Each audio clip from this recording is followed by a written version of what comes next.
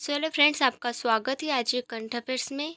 तो हम हमारे आज के करंट अफेयर्स देखने से पहले हमारा आज का मोटिवेशन देखते हैं। तो हमारा आज का मोटिवेशन है, सपना एक देखोगे मुश्किलें हज़ार आएगी, लेकिन वो मंजर बड़ा खूबसूरत होगा जब कामयाबी शोर मचाएगी। तो फ्रेंड्स, आप जब सपने देखते हो ना, तो उसे पूरा करने में मुश्किलें तो बहुत आती है, लेकिन जब आपका सपना पूरा होता है तो मंज़र बड़ा खूबसूरत होता है और हाँ, कामयाबी भी शोर मचाती है। तो हम हमारे आज के करंट अफेयर्स का पहला प्रश्न देखते हैं। तो प्रधानमंत्री नरेंद्र मोदी ने इंसानों को लेकर उड़ने वाले भारत के पहले मानव रहित ड्रोन का अनावरण किया है।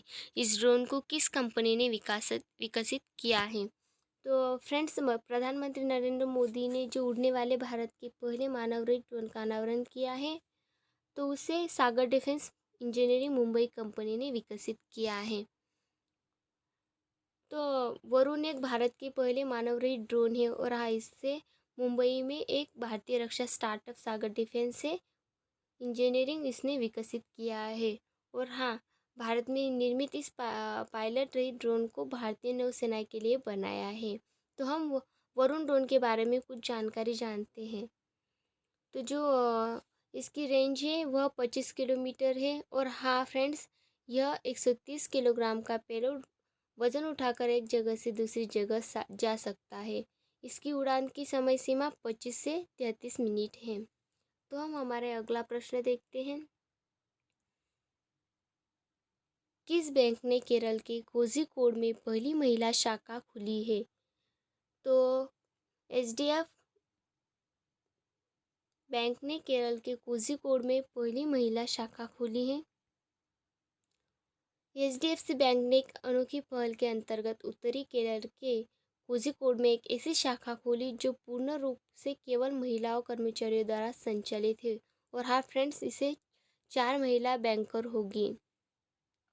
बैंक के अनुसार 31 मार्च 2022 तक कार्यबल में महिलाओं की संख्या 21.7% यानी 21,486 थी। सो फ्रेंड्स, बैंक की योजना के अनुसार इस संस्था को 2025 तक 25% तक बढ़ाना है। तो इसकी स्थापना 1999 में हुई थी और इसका मुख्यालय मुंबई महाराष्ट्र में है। इसके चेयरमैन है अतनु कुमार और सीईओ शशिधर जगदीश है। सो फ्रेंड्स, हम इसके ऑप्शन देखते हैं। तो जो स्टेट बैंक ऑफ इंडिया है, इसकी स्थापना 1955 में हुई है और हाँ, इसका हेडक्वार्टर मुंबई महाराष्ट्र में है। जो बंधन बैंक है, उसकी स्थापना 2015 में हुई है और इसका हेडक्वार्टर कोलकाता है। जो पंजाब नेशनल बैंक है, उसका हेडक्वार्टर दिल्ली में है और हाँ, उसकी स्थापना 1894 में हुई है।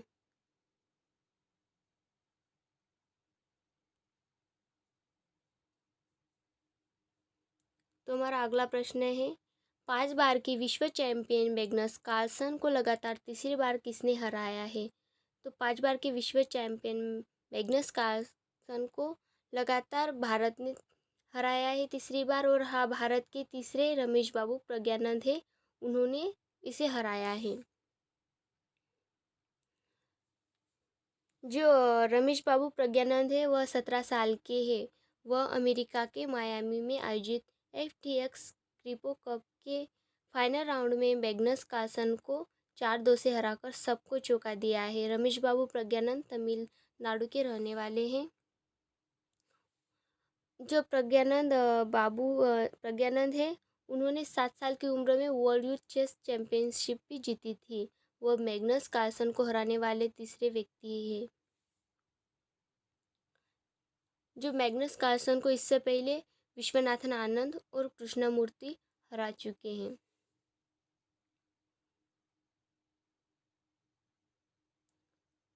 और हाँ, विश्व आनंद जो है वह डिप्टी प्रेसिडेंट है शतरंज के और प्रेजेंट प्रेसिडेंट है आर्कडी डोरक्विच। तो हमारा अगला प्रश्न है, चंडीगढ़ अंतर्राष्ट्रीय हवाई अड्डे का नाम किसके नाम पर रखा है? तो जो चंडीगढ़ अंतर्राष्ट्रीय हवाई अड्डा है उसका नाम बदलकर भगत सिंह के नाम पर रख दिया है। सो फ्रेंड्स, हरियाणा और पंजाब सरकारों चंडीगढ़ अंतर्राष्ट्रीय हवाई अड्डे का नाम भगत सिंह के नाम पर रखने पर सहमत हो गए हैं। हवाई अड्डे को शहीद भगत सिंह के एयरपोर्ट के नाम से जाना जाएगा।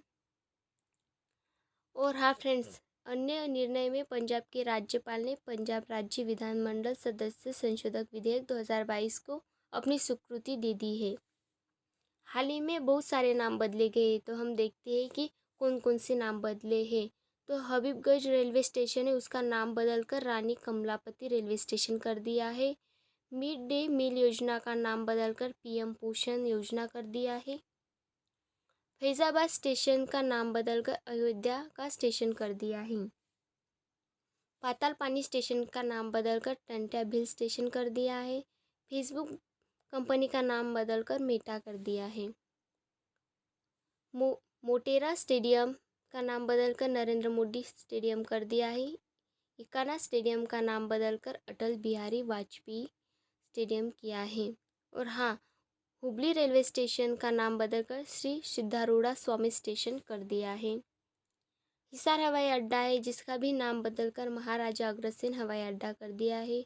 और हाँ, लास्ट है राजीव गांधी खेल रत्न पुरस्कार, उसका नाम बदलकर मेजर ध्यानचंद रत्न खेल पुरस्कार कर दिया है। तो हाँ फ्रेंड्स, जो अभी नाम बदले हुए, तो यह एग्ज़ाम के पॉइंट ऑफ व्यू से बहुत इम्पोर्टेंट होते हैं। और हाँ, इसे याद रखें क्योंकि यह क्वेश्चन पर किसी भी पेपर में पूछ सकते हैं।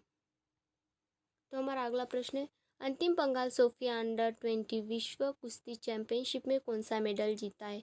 तो जो अंतिम पंघाल सोफिया है, उन्होंने अंडर 20 विश्व कुश्ती चैंपियनशिप में गोल्ड जीता है। और हाँ, यह भारत की पहली महिला है जो विश्व कुश्ती चैंपियनशिप में गोल्ड जीती है। हाँ, इससे पहले गोल्ड नहीं पर ब्रॉन्ज जीते हैं 2।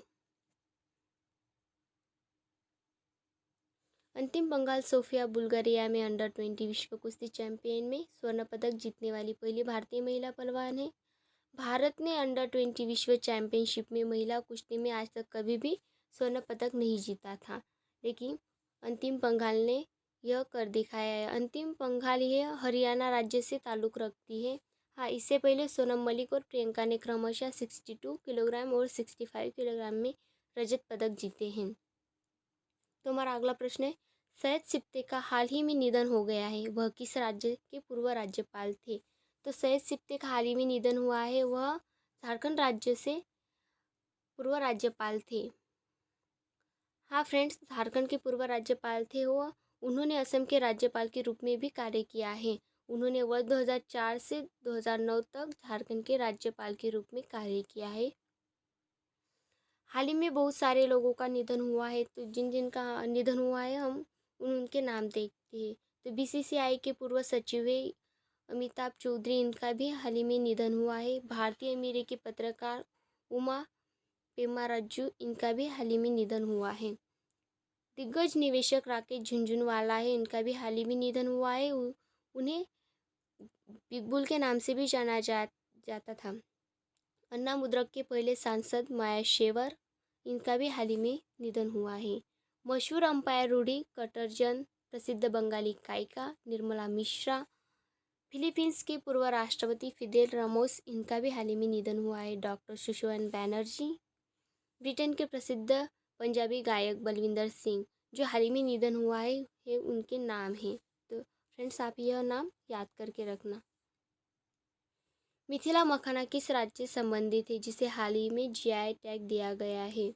तो जो मिथिला मखाना है वह बिहार राज्य से संबंधित है, जिसे हाल ही में जीआई टैग दिया गया है। जो मिथिला मखाना है वह कांटेदार जलीय लीली के चमकीले बैंगनी फलों से प्राप्त होता है। यह बिहार की मिथिला क्षेत्र की संस्कृति, ऐतिहासिक और परंपराओं का महत्वपूर्ण हिस्सा है। सो हाँ फ्रेंड्स, यह उत्तर बिहार में 8 से 10 जिलों में, और हाँ, चीन, कोरिया, जापान सहित एशिया के कई देशों में यह बड़े पैमाने पर उगाया जाता है। हाँ, जो मिथिला मखाना है उसमें protein, fibre, calcium, iron, magnesium और पोटेशियम खनिज पाए जाते हैं। और हाँ, यह बहुत ही ज़्यादा मात्रा में पाए जाते हैं उसमें। आज तक कौन कौन सी चीज़ों को जीआई टैग दिया है, और तो हम देखते हैं कि कौन सी चीज़ों पर आज तक जीआई टैग दिया है। तो जुड़ीमा राइस वाइन है असम की, उन्हें भी जीआई टैग दिया है। जम्मू कश्मीर की गुच्छी मशरूम को, महाराष्ट्र के बड़ा कोमल चावल, महाराष्ट्र के अलीबाग सफ़ेद प्याज, नागालैंड के नागा खीरा को, मणिपुर के सिरार खोगे हाथी मिर्च, महाराष्ट्र के हापुस आम, तमिलनाडु की कन्याकुमारी लौंग, तेलंगाना की तेलिया रुपाला, तमिलनाडु की पलानी पंचतीर्थम। तो यह इसे जीआई टैग दिया है इन सबको। एशिया विकास बैंक ने भारत के किस राज्य के लिए 90.3 मिलियन डॉलर का ऋण समझौता किया है? तो एशिया विकास बैंक ने हिमाचल प्रदेश राज्य के लिए 90.3 मिलियन डॉलर का ऋण समझौता किया है। सो फ्रेंड्स, हिमालय प्रदेश में सुरक्षित पेयजल उपलब्ध कराने और जल आपूर्ति और स्वच्छता सेवाओं में सुधार के लिए यह समझौता पर हस्ताक्षर किए हैं।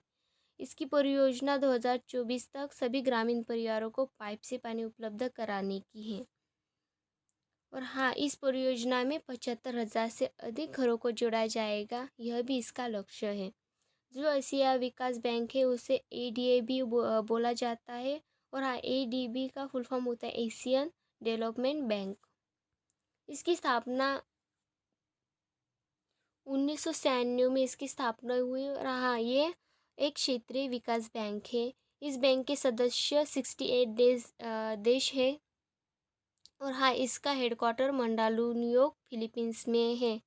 जो फिलीपींस की राजधानी मनीला है, इसका हेडक्वार्टर है। वर्तमान प्रेसिडेंट है मास्तुंगू अस्कावा। एशिया बैंक जो वह वर्ल्ड बैंक के आधार पर बनाई गई है। फरवरी 2018 के अनुसार संयुक्त राष्ट्र अमेरिका और जापान दोनों देश के पास 5,52,210 शेयर है, जो कुल शेयरों का 17.756 का प्रतिशत है। भारत ने की नृत्य को यूनेस्को की अमूर्त सांस्कृतिक विरासत सूची में शामिल किया गया है। सो फ्रेंड्स, भारत में भरतनाट्यम नृत्य है जिसे यूनेस्को की अमूर्त सांस्कृतिक विरासत सूची में शामिल किया गया है। हाँ, यूनेस्को की अगली बैठक नवंबर में होने वाली है। शायद गरबा को भी यूनेस्को की अमूर्त सांस्कृतिक विरासत में शामिल किया जा सकता है। 2021 में दुर्गा पूजा, यानी जो